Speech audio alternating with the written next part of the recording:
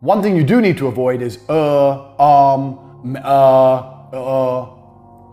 Everyone does it, but if you'll notice, you're watching this university, I'm not reading off a teleprompter. I'm doing everything off the top of my head, and I very, very rarely start stuttering or saying, I've trained it out of my brain. But you start slowly. You talk slowly, you breathe, you make sure you don't make any and then you get better at it, and then you can be as quick as me. Now I talk very, very fast without mistakes, without gaps. And will lose you a deal. Oh, so explain to me how the flux capacitor works. Okay, so you just lost it. You just lost the deal right there. And 99% of people will do exactly that. Even people who are good, even experienced people. Okay, so why? How does the flux capacitor work? I'm going to tell you exactly how the flux capacitor works. Here's how it works. Look at this. I just got the deal. You didn't. All I did was repeat his question. You're saying, so you have time to think. I'm repeating the question, so I have time to think. Tell me how the flux capacitor works. Okay, or tell me how the flux capacitor works. I'll tell you what I'm going to do. I'm going to tell you exactly how the flux capacitor works. All I did was repeat his question. It's not complicated. There's tips and tricks so you learn how to speak without sounding like a moron. If someone uhs and ahs in a presentation with me, I won't buy from them because I don't like that shit. I don't speak that way. Learn how to not speak that way. If you're watching this and you want to learn what I know about how to talk, get the body language course. It will teach you. I gave you one little trick there, but there's a bunch more. Next, everything will go wrong all the time. Everything will go wrong all the time. That's why you need to have a high stress tolerance. And that's also why you need rule number 1. Your best weapon against things going wrong is rule number 1, speed. Speed defies gravity. If you get water in a bucket and you spin it around really fast, the water doesn't come out the bucket. As soon as you slow down, it falls out. Speed is that powerful. You have to be able to work quickly. You need people around you who work quickly. You need teams which react to things quickly. Everything will go wrong all the time. The faster you can plug the hole and fix things, the faster you're going to be back online making money. So anticipate things going wrong. High stress tolerance. And speed is the remedy to all your issues. No matter what the issue is, no matter what the ailment, you need to do things quickly to get it fixed. Everyone I talk to is such a fucking winner that when I sit around, all I can do is accidentally win. Yeah. It's like, oh shit, bam, more money. Like all you can do is win when you're around winners. It's true. It's all you can do. So you have to be very, very selective, and you have to very, very carefully curate your reality. And that's why I created the War Room, because it's a global network, but you have to be global and you have to be online nowadays, because if you're a normal dude living a normal life, you're never going to meet winners in day-to-day life. Yeah. Because they're all slaves. Yeah. So you have to find that guy in Singapore who's a winner, those 2 guys in Dubai who's a winner, one in London. Like it's hard now. Yeah. It's getting harder and harder. But yeah, I don't tolerate negativity around me. Impacting men on every level. Show some love. Like and subscribe. Smiling is effective, but it's only effective if it's used selectively. People tell me, Tate, you never smile. That's not true. I do smile. I smile selectively. My smile has a value. If you guys are watching this, I'm trusting you've seen the people. How do you give your attention a value? By making it rare. Why is gold valuable? Because it's scarce. My smile has a value because I rarely smile. If you walk through life, 1, you look a fucking moron, 1. And 2, who gives a fuck if you're smiling or not? If I smile, my smile has value, has weight, has currency. I've had my girl, I've been with 6 years. She'll message me, I made you smile today. She's happy that she made me smile because it's hard to do. There's achievement in it. Oh my God, I made him smile. He woke up and I'd already cooked dinner, and he woke up and I'd cooked him breakfast, and I had coffee in his favorite mug, and I brought it to him and I told him I loved him, and he smiled a little bit. She got her reward, which is my smile. If she woke up and I was like, hey baby, hey, what the fuck? She didn't give a fuck if I smile or not. I smile when it's deserved. And you're a fucking full-grown man. You should be walking through life smiling. You need to smile at people when something of merit happens. I'm not saying come across as a miserable fuck. I'm not saying that. I'm not saying sit there looking like you're gonna fucking kill yourself. You're not Eeyore. I'm saying you need to smile selectively. Once again, you need to adapt your own body language style. You need to decide when you're going to use your smile and when you're not. You don't say trying to hold it in. I'm saying you've probably learned to smile instinctively. You're smiling at things that don't really make you smile, and you're smiling at things that you don't find funny to be polite. But let me tell you what smiling is. Smiling is a sign of submission. Look at apes, our closest relative. Apes smile to submit. When the alpha appears, the beta males, they show their teeth. They go, it's like, don't hurt me. This is natural. You can study this today. Google, YouTube, right now. They show their teeth in a sign of submission. That's what smiling is. If you're going through life and every person you meet, you're like, hey, hey, hey, hey, hey, hey, hey, hey. You're basically saying to the world, no one hurt me. Please, please, hey, I'm a nice guy. How are you? Fine. You? Yeah, good, yeah. Does Trump smile at every motherfucker he sees? No! It's Trump! Fucking, yeah, alright, okay, yeah.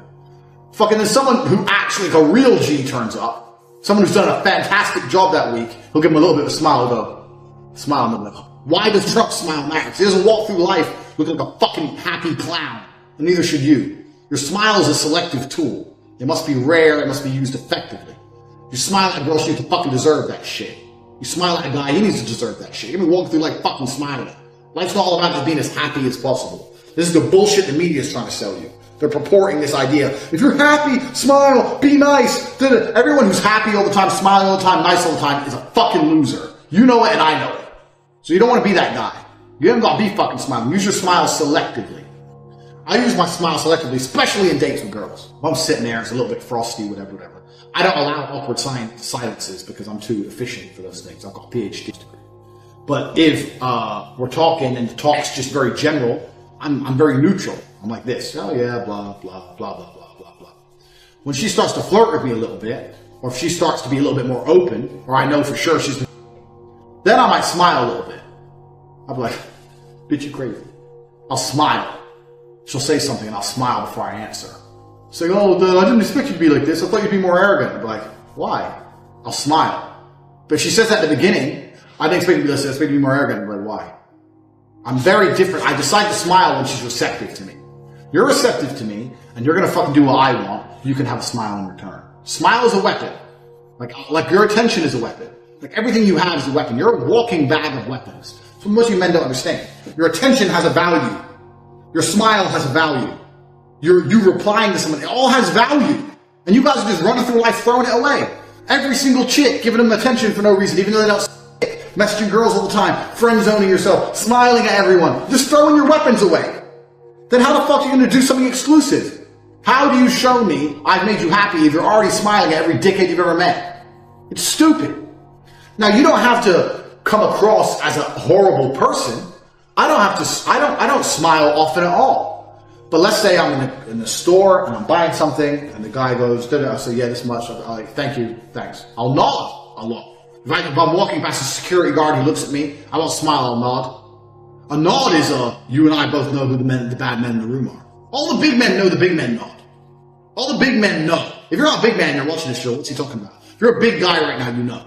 When big men walk in the club and there's another big man in the club, you instantly, human instinct, you catch eyes like, okay, he's the only person in this club who can match me physically. If there's going to be a fight, it's the only guy I have to worry about.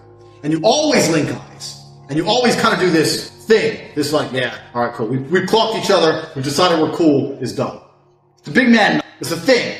Big men know. But a nod is far more effective than a smile. You want to be polite, nod at somebody. Yeah, thank you. Cheers, thanks. Bye. Thanks. What the fuck you happy about? You just bought fucking skills. You happy over skills? Little bitch. You're full-grown man. Fucking smiling over skills. What's wrong with you? If I have to tell you to give a firm handshake, then I don't know what the fuck you're doing here, because you should know that already. If I have to tell you that fidgeting makes you appear bored, you should know that already. If you want to look bored, this is obvious shit. You know this one. If you're sitting with a girl and she crosses her legs, she's basically saying you're going nowhere. That's like an anti-rape fucking instant reaction. You know how to read these things. You know these things because you know how to read them instinctively. If you sit with a girl and she does this, and she does this, you know you ain't bad. You know it and I know it. All those pickup artist dudes, they teach what they call keynotes. Fucking gay shit. I hate pickup artists. I hate pickup artists because I know I'm the baddest, I'm the best. So it annoys me. There's all these guys, Red Pill, Mr. Lucario, Bad Boy the Dating Game, all these dudes, and every time I see the girls they're fucking, I'm like, what the fuck is this, bro? These guys are fucking girls. I wouldn't even fuck. I wouldn't even touch their girls, and they're bragging about them like, yeah, I went out and I gamed this chick. She's a fucking 5. Your 9 is my 5. You call her a 9, she's a fucking 5. My girls look like fucking Playboy bunnies. My girls got 2 million followers on Insta. My girls have billionaire exes. My girls are actually hot. Your girls are basic. I hate pickup artists. Anyway, they're all fucking idiots. All of them. None of them are good with me. But they talk about this keynote thing where you need to do some touching on the girl. And I agree that I do that myself. That can help. I have two things I do. One is when I first meet, it depends. I don't really do the hug and kiss thing when I first meet a girl. I don't really do that unless I know her quite well. But once we're talking shit, one of the things I get to do is I say I'm a kickboxer. Like, oh, you're a kickboxer? I say, yeah, I'm going to teach you. I'm going to train you. I'm going to make you a little ninja because you're beautiful. No one's going to expect you to kill me. And I give that compliment there. They're like, oh, like, yeah, you're going to work for me. So go, really? Who do I have to kill? I say, well, are you strong enough? And they'll always go, yeah. I say, go, let me see. And then they'll tense their shit muscles of work to do. That's how I first do the Kino break the ice, touch them thing. I do the feeling their arms thing. But that only works because I have huge arms. If I did that and she looked at my skinny ass arms back and goes, well, where's your fucking muscle? Well, it doesn't work. That does it. So you have to choose your own style. Well, yeah, if they're all crossing up and they don't want you to touch them, whatever, then that's obviously a bad sign. You know these things already. I don't have to tell you super fucking obvious stuff. If you've watched it to this point and you haven't taken any notes, I doubt it. I've definitely told you some shit you probably don't know yet. Especially changing it from angry to calm. I know none of you fuckers do that, because I've never seen anyone else pull it off on me. Eyes. Eye contact. A lot of you are very unaware where you're looking, especially when you're talking to somebody. I look in people's eyes. I do that very, very specifically. Not in a creepy way. I don't want none of you fuckers to take my videos. Sometimes I say things which are so nuanced, and I'm worried that people are going to be like, okay, Tate said this, so I have to do this. And you're going to go sit there with a girl and be like, hi. You're a fucking psycho. You have to keep things into perspective. Especially if you want to drive a point home. You look in someone's eyes. Like I said before, the biggest theme behind this spoken language course is the ability to change your language. It's the change of language that people perceive more than the language itself. So if I'm talking to a girl and I'm like, blah, blah, blah, it doesn't matter what I say. Let me think of a sentence. It doesn't matter what I'm saying. But when I want to drive the point home, only then will I look in her eyes. Yeah, actually, I'm really glad I met you because you are beautiful. I'll say the beautiful part and look in her eyes. Before I say that, I'm looking away. And that's what makes it more effective. It's more effective because I've gone from looking away to looking at her. If I just looked at her and said, I'm glad I met you because I really think you're beautiful. It's not, for me, it's far more effective for me to say, yeah, well, I'm glad I met you because I really think you're beautiful. I'll look away and then I'll look at them when I say something I mean. And that change in body language is what they perceive, and that makes you far more convincing. You see where I'm coming from? Don't tell a girl she's beautiful, well, make sure you're not looking at her and then look her in the eyes directly as you say it like a fucking man. Eye contact. Eye contact needs to be used as punctuation. This is punctuation. Everything is punctuation to make them understand a point. That's how your eye contact should be used. I'm not saying you have to lock eyes with every motherfucker you meet, but it needs to be used as punctuation. Same with men. Blah, blah, blah, blah, blah, blah. Dude, get the fuck away from me. Get the fuck away from me. When I look in his eyes, it's when I mean it. When you're saying it, you're not looking in his eyes, you don't mean it. Say I look in his eyes, I mean it.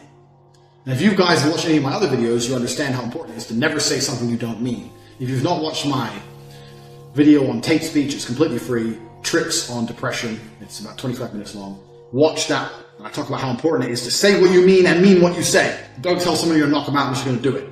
Don't be one of those people who walk through the earth talking shit. Unless they look, bro, you go down my face. I'm going to knock you the fuck out. The first time I look in his eyes, I say I'm going to knock him out. You know, it's the first time I've looked at him. He knows I'm going to mean it. That's how eye contact should be used. Power poses is a thing. I had a lot of people send me lots of emails about this course asking me questions. So I got asked about power poses. They say, like, if you sit there and you do the Superman pose, you start to get more, you naturally release more testosterone, you start to feel stronger. I believe that's true. I do think that works. That is definitely a thing. You know, that's certainly a thing.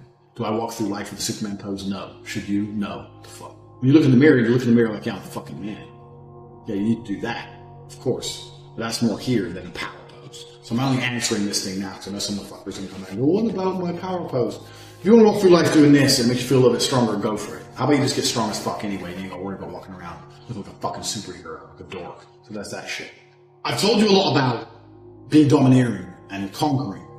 However, a lot of you guys will know one of the 48 rules of power is never to outshine the master.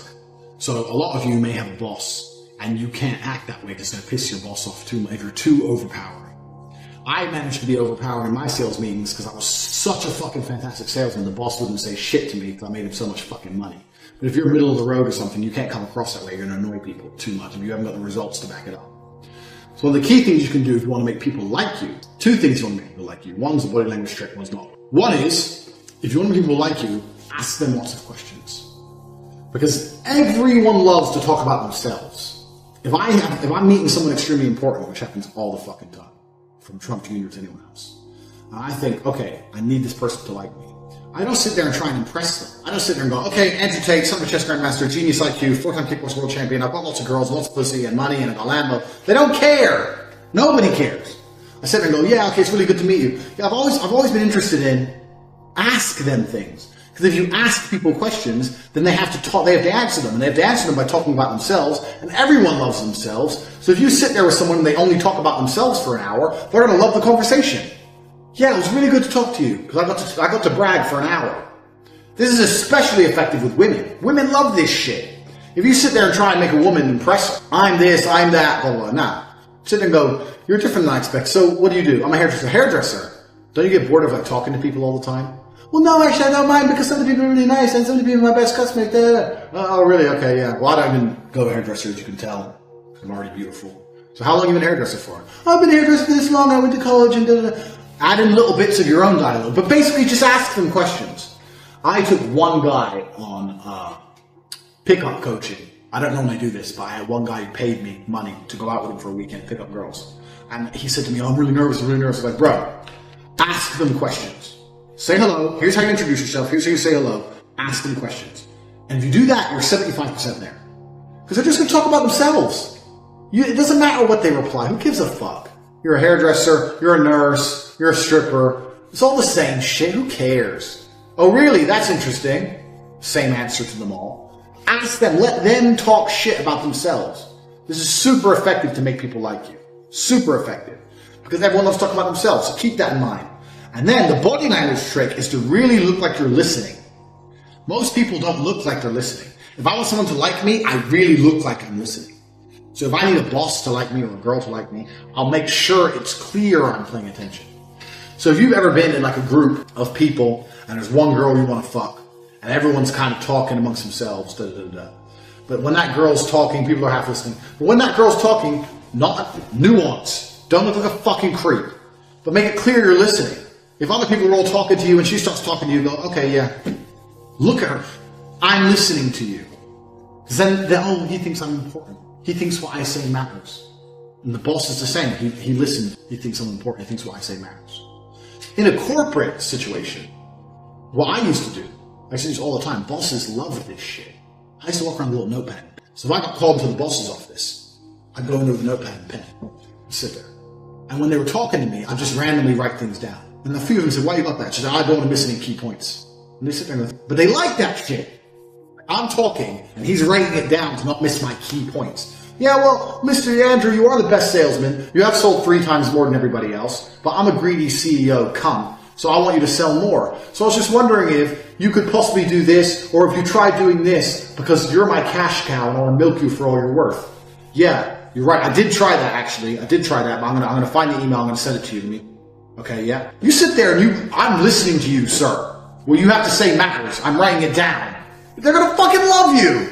They're gonna love you. They're like, who the fuck this guy? And then they call the fucking jackass salesman in. Hi, where's your sales? Yeah, I've tried. That's how you be liked. Make it clear you listen to people. Most of you don't make it clear you're listening to someone. Make it clear you are listening to them. The notepad and pen example is fantastic with a boss. They fucking love that. They're sitting there going, this dude is fucking takes his shit seriously. Because a boss hires you to make them money. They're always going to pay you less than they make out of you. Otherwise, they wouldn't have a business. So if you're sitting there taking them seriously, you're taking their money seriously. Wouldn't you love it if you had someone who came into your house with a pen and paper and goes, how can I make you more money? Tell me what to do. I fucking like this guy.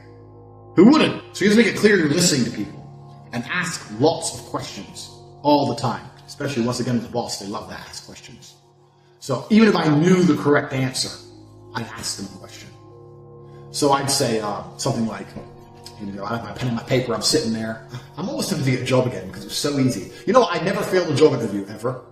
I'd go for jobs that required a degree, and I didn't even have a degree. I just walk in there. Go, so Mr. Tate, your degree? I haven't got a degree. Didn't need one. I didn't need one because I'm the best. I'm prepared to prove I'm the best. I'll work for a week for free, and I guarantee within 6 months I'm going to smash any sales target you set me. I don't have time to go to university and sit there for 4 years. I'm here to get paid. I'm here to get you rich. I'm here to make me rich. I'm the best there's ever been. Listen, I go, what the fuck is this dude? Well, he's going to work for free, so at least try him out. I never failed a job interview. Ever.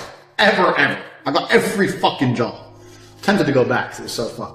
I'd sit there with my pen and paper, and I'd ask him questions, knowing the answers already. I'd be like, okay, sir, well, I've been trying 2 different types of proposal emails. One of them is getting about 20% more responses than the other, so it's the one I think is the best. But I want to send both to you, so if you have time, I know you're busy, if you could just read them and just confirm that's the process I should be going, that's the path I should be going down. That's the process of the emails I'm going to be sending.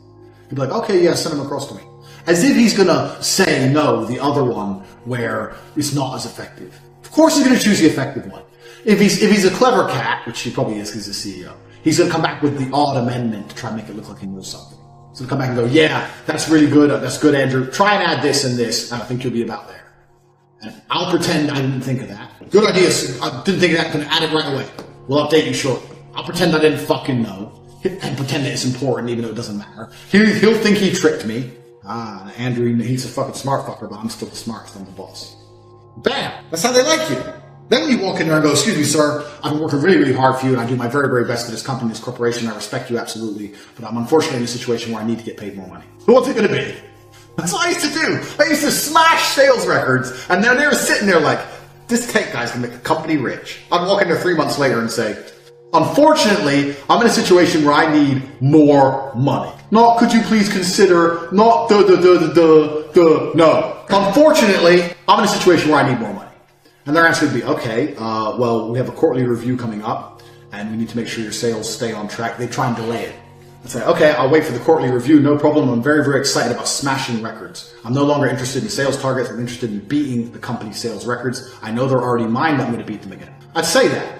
And the reason I say all that, knowing that the quarterly review is 2-3 weeks away, is because basically I've said, you better give me a pay rise in that review, or I'm leaving. And the CEO is sitting there and goes, fuck this fucker. I can't let him go. He's the best we got. I have to put his money out.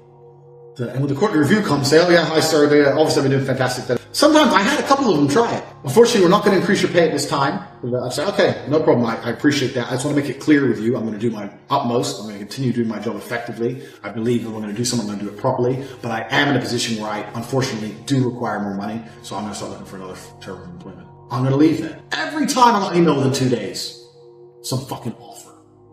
Even if I didn't need the money, take the money. What the fuck? Even if it's only a little bit of money, who cares? Take it. Thanks.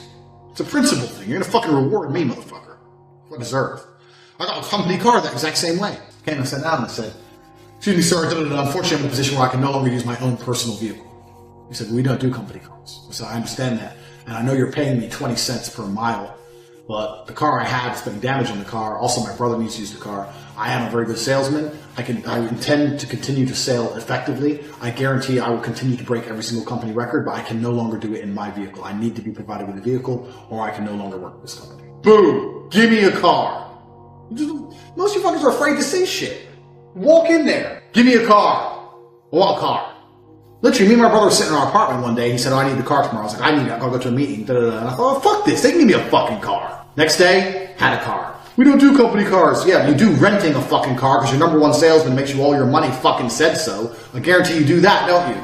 Went down to Hertz and picked me up a fucking nice car. Of course you did. BMW's 3 Series. Thanks.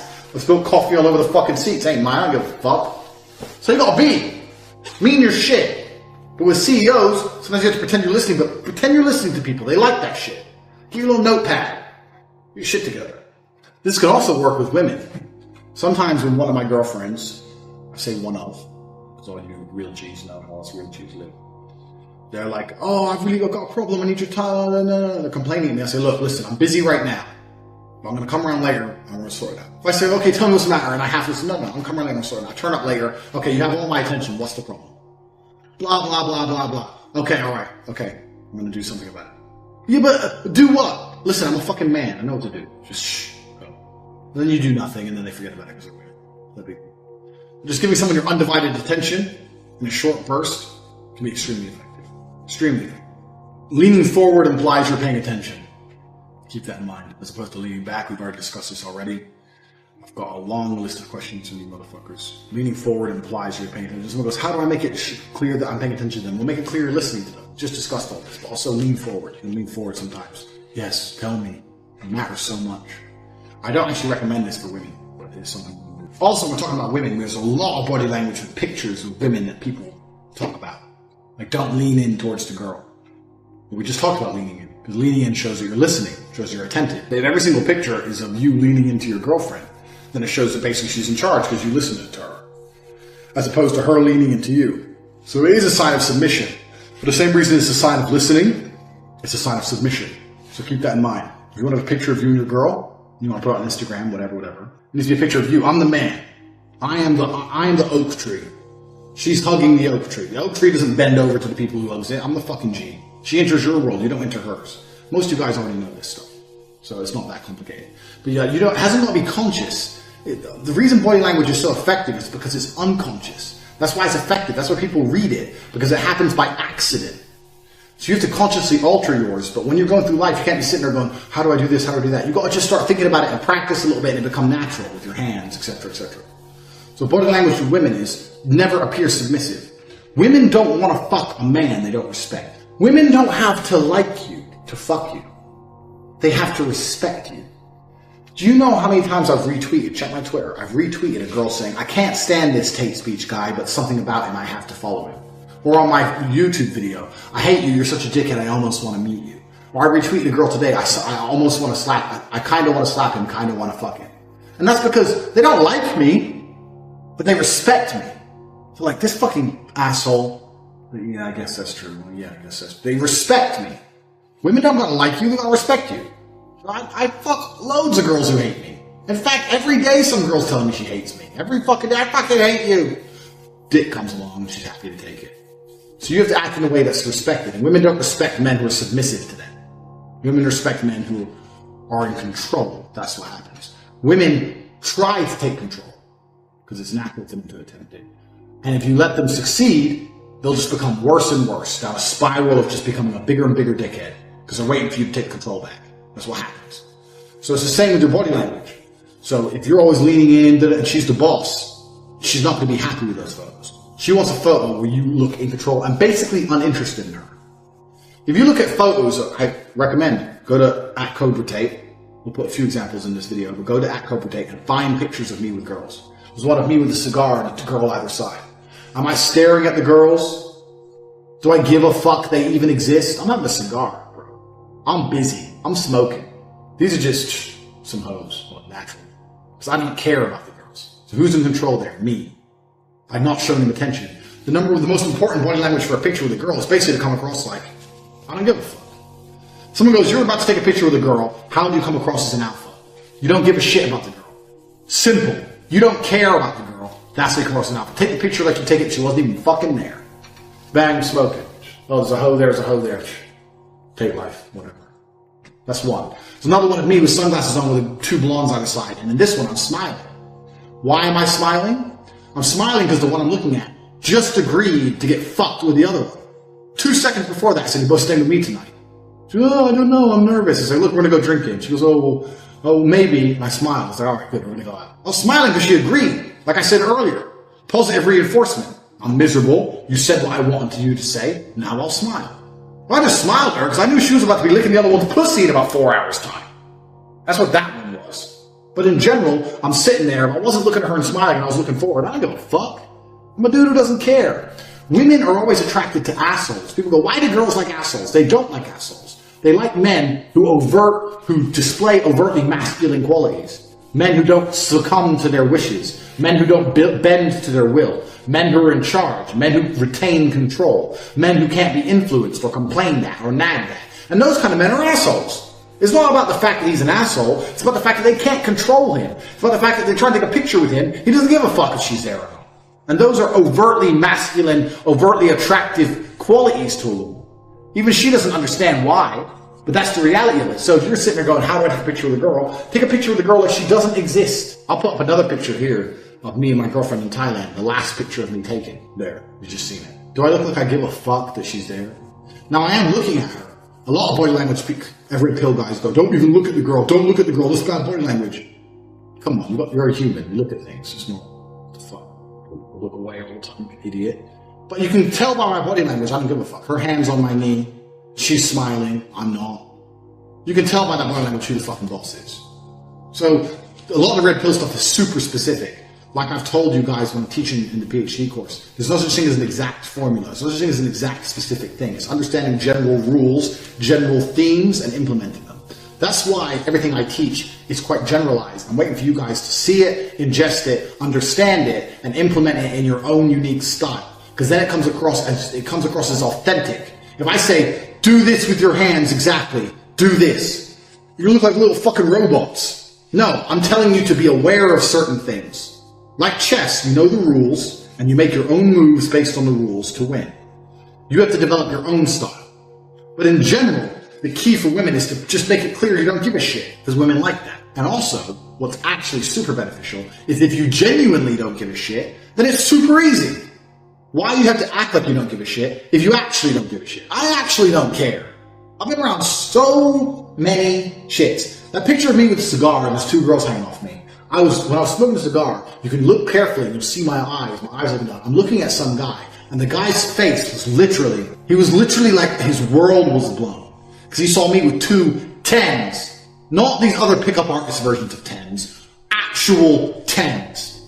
Two smoking hot, big booty, big titty, hot ass, young, 20-year-old chicks. And he was there just like, who the fuck is this guy? Mr. Cigar just walked up, and these chicks are hanging all over him. Is he a pimp? Is he famous? Who is he? He was just blown away. I didn't give a fuck. He gave. That's the difference. Don't give a shit. FDB. We talked about smiling a little bit, and we talked about smiling, we said how it's a sign of submission. Also, you guys will know on Twitter, soy face. That's a sign of submission as well. If you're not comfortable within your own skin, you see a lot of people, they take pictures and they pull stupid faces. They'll go like, or when they're with someone, they're like, all that shit is submission. All that shit is evolutionary, primate, submissional. You're just broadcasting to the world that you're a fucking loser. Don't do that. You either smile in a picture because you're happy, or you just look at the camera. Done. You're not a fucking clown, and you're not fucking 15. You're making stupid ass fucking faces. It's dumb. Don't do that. Ever. Especially not with a chick. Sometimes chicks do that. And you're next to her. I guarantee you're not fucking her if you do that shit. I've had girls do that next to me. I'm just like, looking at them like the moron they are. Because I don't give a fuck. You're fucking making stupid ass faces. Fuck off.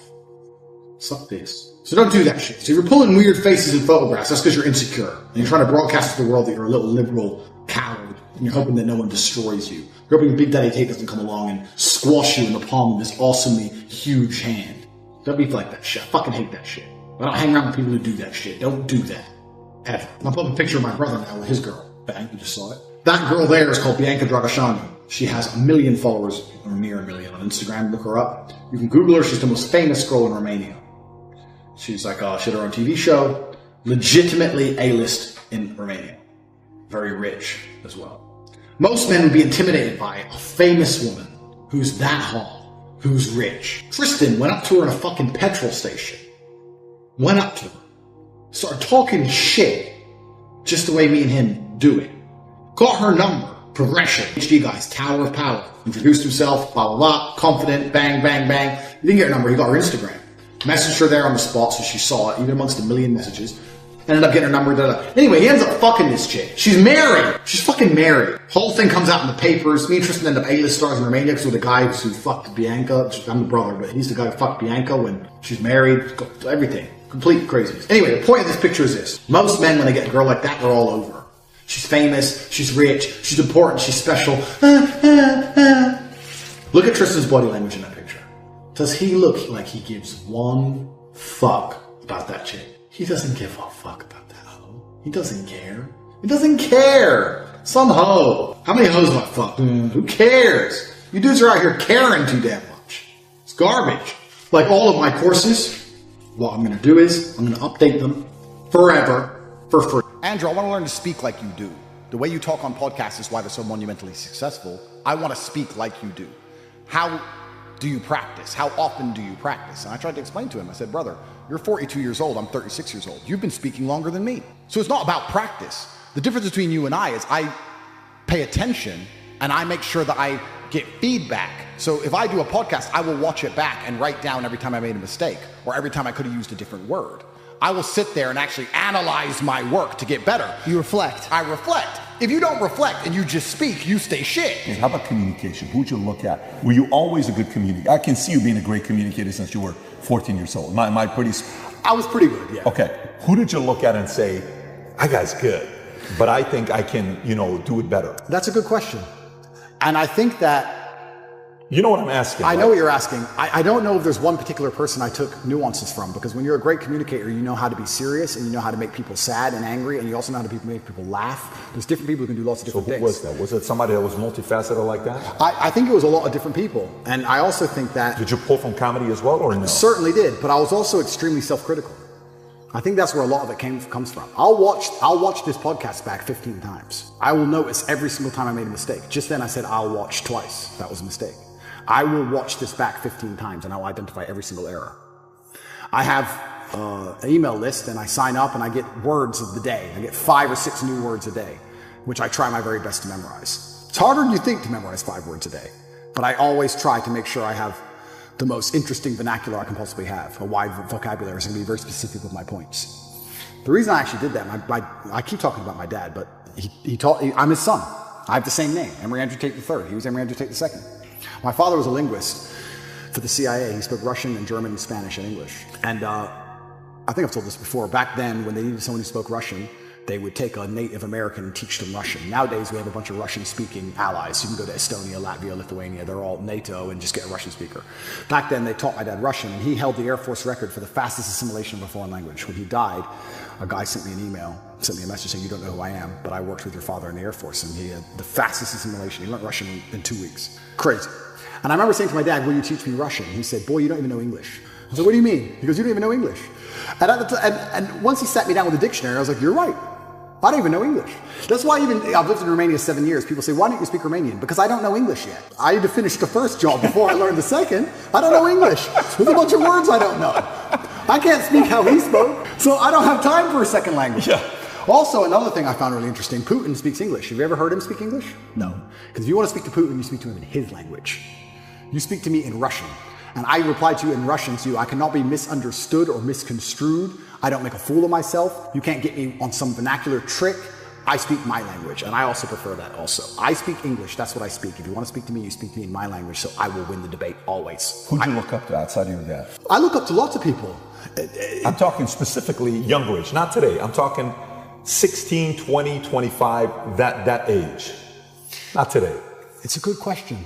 Because I always believed in trying to take the best parts of individual people and then amalgamate them. And I know you want a name, and I can't think of one off the top of my head, but I would look at people who I didn't even respect, but they'd have one particular thing about them. I thought, that's good. It could be somebody I didn't even like, but he dressed well. I think you just have to be perspicacious and look at people, and there's something you can learn from absolutely everybody, and just try and adapt it all. I'm not saying everybody should be clones of me. For everyone's individual, right? But there might be some things about me they find inspiring that they may adapt and take on board, and then they'll find some things from other people. But learning to speak is something I understood from a very young age how important that would be. That's a superpower. Okay, so let me go back to the question I was asking, where I'm trying to go with this. So I asked the question, I said, imagine the 20-year-old that's watching this, that's saying, no, Tate, don't give me the answer for anybody can create, contribute to society. I'm not that guy. Talk to me like I'm 1 in a million. Talk to me like I'm one in. So if I'm willing to give 20 years, 30 years of my life to one way to go up to make true positive impact in America, my country, in the world, what should, don't talk to me like everybody else. What the standards, what should I do? What angle should I do? Okay, so first things first, you need to be worthy of respect. And you're going to be worthy of respect through having things which are difficult to acquire. So first things first, the basic things, you need to be very focused on trying to make money, because people listen to you when you have money. They just do. Secondly, you need to be in fantastic physical condition, because when you're in fantastic physical condition, it cannot be bought. It must be earned, and people know that. When you're in, I don't know about you, if someone walked in to sell me something and they were obese, I would not trust them the same as if they were in fantastic physical shape. Because I'd say, I don't think you have dedication and heart. I don't think there's something about you that I just wouldn't trust you the same. So fantastic physical condition and money is the first thing. The second thing, whatever your ideas are, you need to learn how to communicate them. Speaking is a superpower in and of itself. You need to become a fantastic communicator. You need to be comfortable in all realms of communication. You need to be persuasive. You need to be comfortable arguing. You need to be good at debating. There's a lot of people out there in the world who have ideas that they can't even project into somebody else's mind. How are you gonna rule the world with that?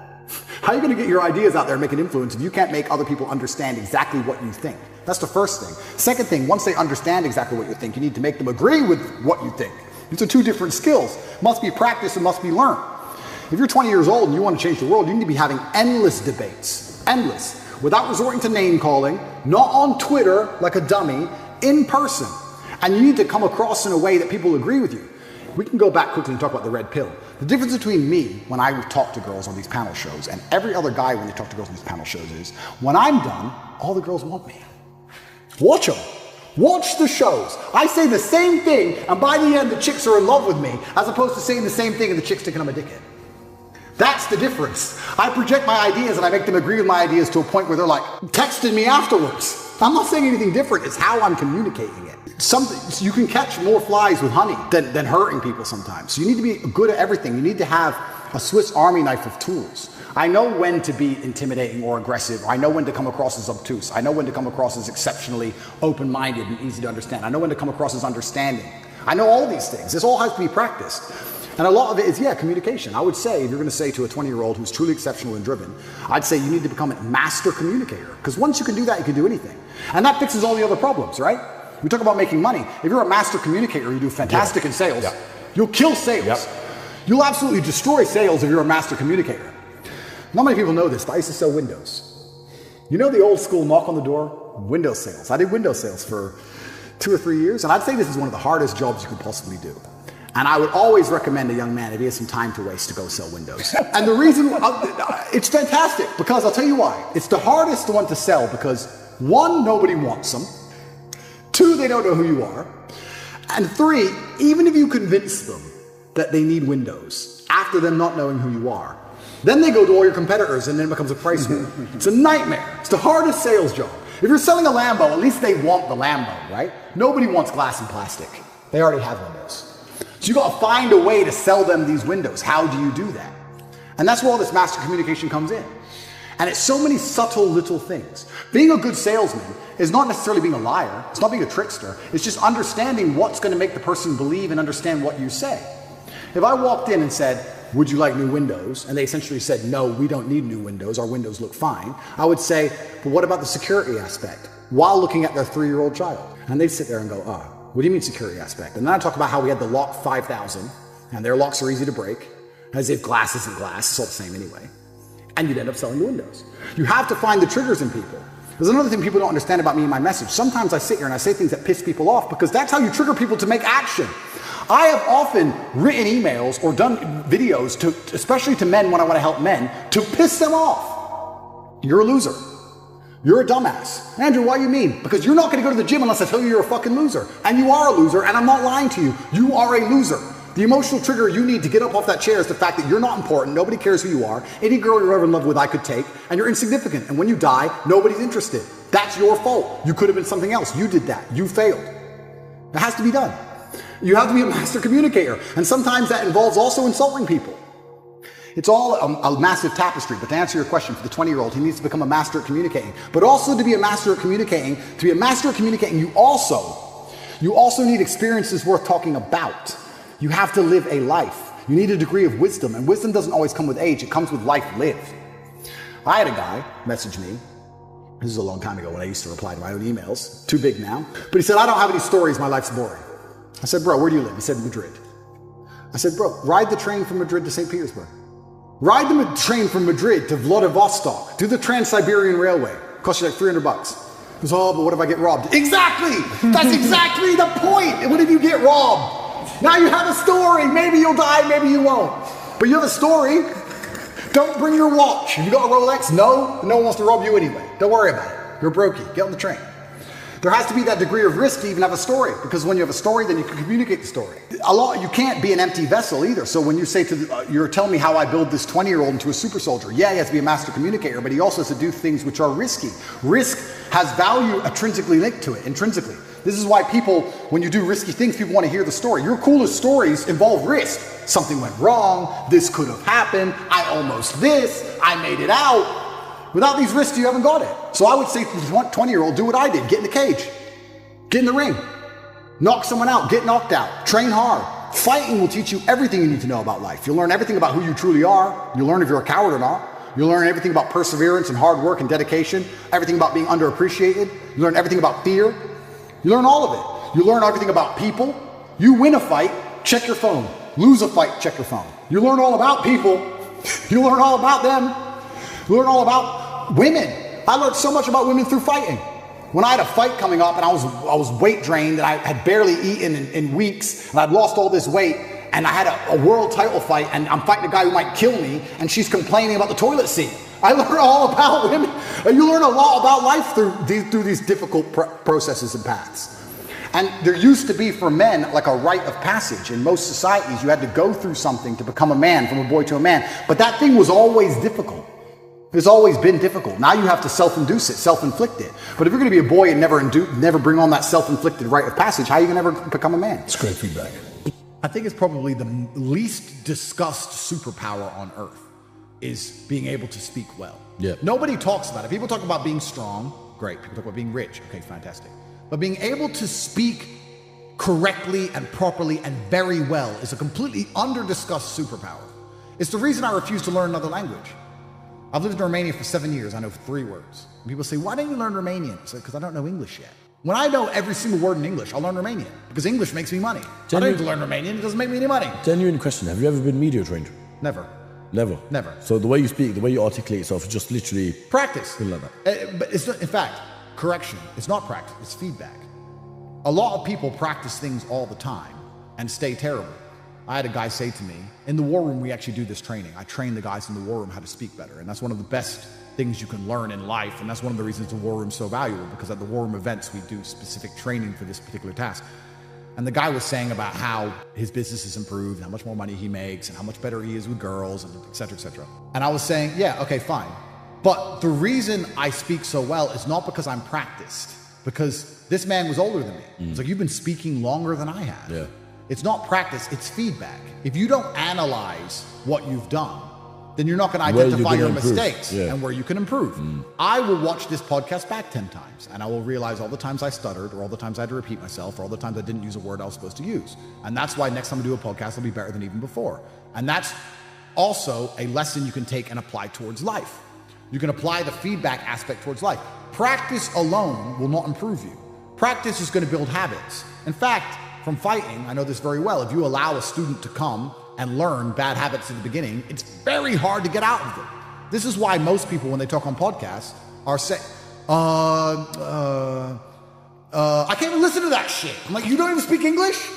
Why are you sitting down? You don't speak English? Why it's so hard to get your point across? Well, if you can't get your point across compendiously and you can't articulate yourself in a concise manner, how do you expect other people to affiliate with your worldview? Or one of the superpowers of life is thinking something and making somebody else think the same.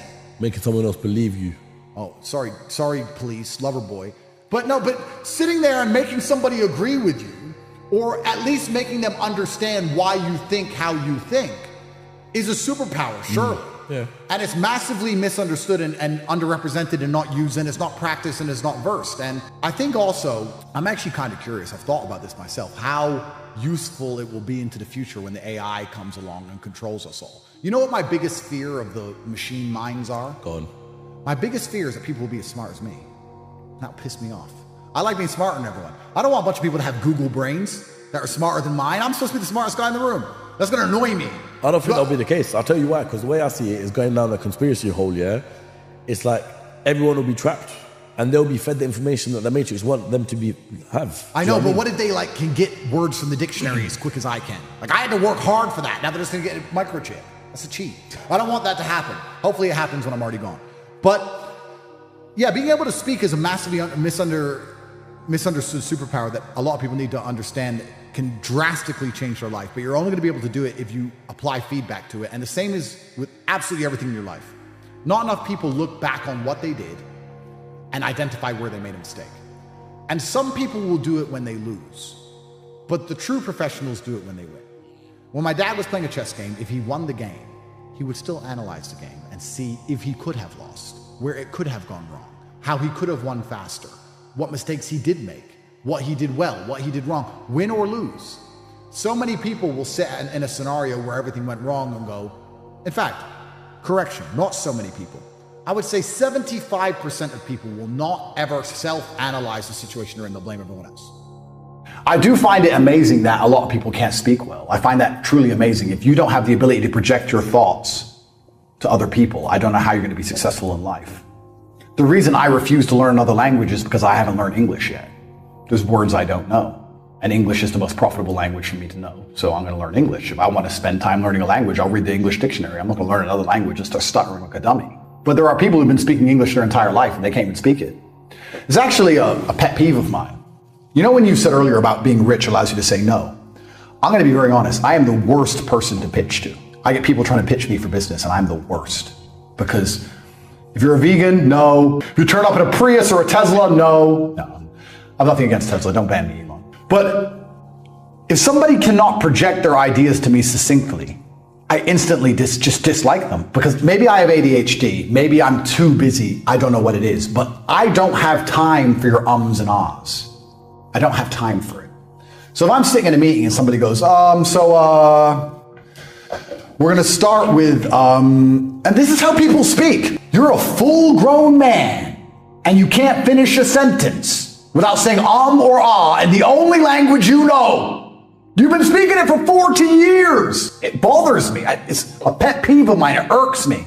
Occasionally we make mistakes, fine, whatever. But if you actually listened to most people speak, that's how most people communicate with the world. You wonder why you can't convince a girl to sleep with you? So, dummy! You're a dummy! No wonder you can't make any money! You're an idiot! This is people. They're umming and on their way through life. It bothers me. When people come to pitch me, if they say or ah too much in the first sentence, it's over. I'm like, sorry, sir. When you learn to talk English, when you learn to speak, I might give you another chance. Goodbye. So you're right. The ability to project the thoughts inside of your mind in a way that other people can digest and is also entertaining is massively a superpower. How do you develop that superpower? It's not through practice. People think it's practice. Practice doesn't make perfect. The person who ums and ahs at 48 has been practicing his whole life. He's practiced just fine. He's great at that. He's great. Feedback is what's important. You have to analyze. I'll give you an example. When I was playing chess as a kid, I would play chess for 2 hours a day training under my father. 1 hour would be play, 1 hour would be going back through the games and analyzing the games. I always enjoyed playing, but I hated analyzing. But it was the analysis that made me better. And I can prove that now because when I was 8 or 9, I think my rating was around 1500. Now, I've been playing Blitz. I play 3-minute chess online for 20 years, ever since I was a child, and my rating is 1700. I've gotten no better in 20 years because I don't watch my games back, I don't analyze them, I don't look where I made mistakes, I just play. That's the problem. So when people speak, they just speak. They don't watch themselves back. I'm going to watch this podcast 10 times. I'm going to identify every single time I stuttered or made a mistake or didn't use the word I should have used. And then people are going to ask me, how do I speak the way I speak? Why do my podcasts get the most views? Because I'm a professional. If I'm going to do something, I'm going to do it properly. That's why. Most people will do a podcast and they'll just sit there and they'll just talk shit and then they'll finish it and they'll go on with their brokey day and be a brokey. But it's very interesting what you said about speech because that also ties back to my current predicament. This is the first time in my adult life I can't use my superpower because my superpower is talking. If you were to put me in front of someone and give me an hour to convince them that I could rip out their throat with my little finger, I guarantee by the end they'd be afraid. We both know I probably couldn't, but by the end, part of them would think, he's confident. I can't talk in court because I don't speak Romanian. It's very weird for me.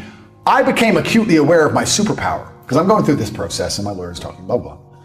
And I'm like, why am I so frustrated with all of this? And one day it dawned on me, I don't get to talk. When I get to talk, this is how much of a superpower speaking is. When I get to talk, it's fine. I could have talked the ocean out of freezing me to death on the Titanic. I could have literally said, listen, bro, my unmatched perspicacity, blah, I could have ran my mouth and I would have, it would have warmed up for me. I'm that guy. I can't talk now. So it's very frustrating. So it's interesting you say how it's a superpower. It certainly is because I've even realized it in this current predicament I'm in, how important it is to be able to speak. And the fact there are people going through the world today who want to be successful and want to have all these amazing things, and they only speak English, and they communicate in English, and they try and get other people to understand their ideas in English, and they can't speak English, born to lose. Born to lose. How do they say you get practice? But that's a lie. And you know why it's a lie? Because everyone says I'm an amazing speaker, but we've all been speaking our whole lives. Most of you have been speaking, a lot of you have been speaking longer than me. So why am I better? What's the difference? You watch yourself. You just study. I watch myself. Feedback. Study. If you don't study, you won't get better. I'll give you an example. I'm shit at chess, compared to my dad. I hover between 1600 ELO when I'm really mad, like an idiot, and 1800 ELO in blitz. I play 3-minute blitz games. I've been between 1600 and 1800 ELO for about 8 years, even though I play chess for about half an hour a day. I never get better. Why? Because I never analyze the games. When my dad would train me, we'd sit down and do the boring analysis. Why? What could you have done? It's the analyze, it's the feedback that makes you better. Why, as a fighter, if you just spar every day, will you never be good? Because you don't train. It's feedback that makes you good at things, not practice. You have to practice, then feedback, always. And communication is one of the most important things because it's something you do every single day, all of the time. If you're going to get good at one thing, you may as well get good at the thing you do most often. And you're all talking all the time. So you may as well get good at it. So you have to analyze yourself. That's the reason I said this and ah thing. To make it difficult for you, I understand it's nervous. I understand you're up here and you're talking in front of people and it's nerve-wracking. But you should be going through your life in general, catching yourself doing it and not allowing yourself to do it. Because that feedback, it won't take long. It'll take 3 months until you find a way to just stop saying it. And it's so unique that you don't realize how many people you're speaking to who do it until you stop. It's like saying, have you ever seen a red car and you drive down the road and every car's red? When I sit and listen to somebody, I'm literally listening to them thinking, fuck you know, you've been speaking your whole life. You're a dummy, right? Because I don't do it anymore. So it's a pet peeve of mine almost. But you have to self-analyze yourself all of the time. Don't allow yourself to get away with it when you're not in this environment. It sounds like a small thing, but I'm telling you, when you can compendiously, concisely explain your point of view, when you can do what I do, which is machine gun 5 points at once, especially in a debate, it's very hard to argue against me. If you give me a minute, I've made 5 points and linked it into 2 older points, and I've hinted at a future point. And now you have to counter that. And you're like, you're a misogynist. You can't argue with me. That's why the BBC got wrecked. So you have to be very good. If I was saying on my BBC interview, it would have been over.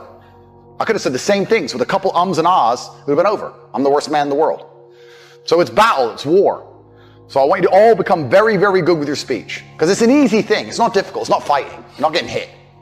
Stop saying stop saying ah. How do you structure it? You need a pause to think. So what I will do is I will either literally take a pause and stop. And a lot of that is body language to allow yourself to be given the time to do that. Or the second thing I'll do if I make a mistake is I'll repeat myself. So I'll say something like, there's an example. So I'll say.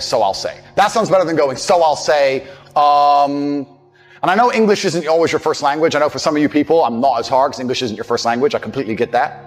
It's also the reason I refuse to speak another language because I speak English so well that I don't want to degrade. If you want to speak to me, you speak to me in my language. It's my battlefield. I win. But English is the language of the world, so you may as well get very, very good at it. And it will translate to all of your personal relationships. Your arguments will become shorter. You'll make more money. Everything is from communication.